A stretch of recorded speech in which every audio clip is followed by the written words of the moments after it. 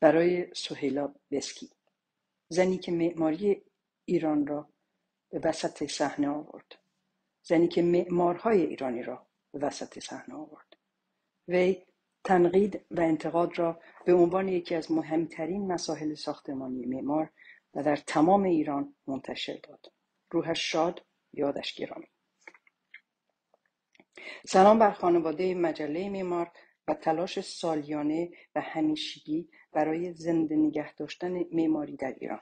سلام بر دوستان معمار، معماری و معماران ایران. خیلی ممنون و متشکر که در عرض چند روز اخیر باعث شدید که بعد از 7 سال در تهران نبودن به وسیله کارهایی که ارائه دادید به تمام ایران مسافرت کنم. این صحبت قرار است کوتاه باشد. در نتیجه من فقط 5 موضوع را دلم میخواست باهاتون مطرح کنم. فرهنگ، فلسفه، جامعه و اقتصاد ایران معماری خاص خودش رو به وجود آورده و میتونه درسی برای معماران دیگه باشه.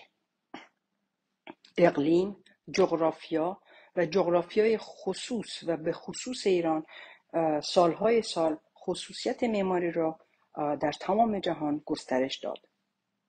الان وقتشه که دوباره این خصوصیت ها رو در معماری معاصر عرضه بدهیم، چون تنها چیزی که برامون مونده اقلیم و جغرافیای خاص ایرانمونه.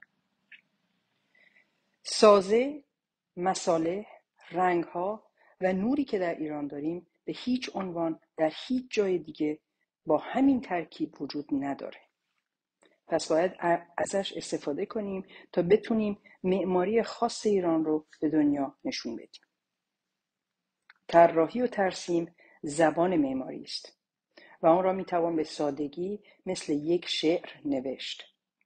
اگه یادتون بیاد سهراب سپهری میگفت اهل کاشانم اما شهر من کاشان نیست. شهر من گم شده است. من با تاب، من با تب خانه‌ای در طرف دیگر شب ساختم. زیبایی، لذت، سکوت، پیچیدگی خصوصیت‌های اعلای معماری ایران بوده و خواهد بود. از همگی شما ممنونم که باعث افتخار ما ایرانی‌های خارج از کشور هستید.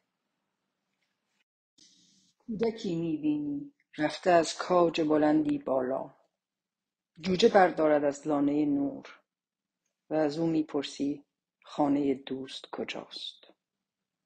به امید دیدار در تهران.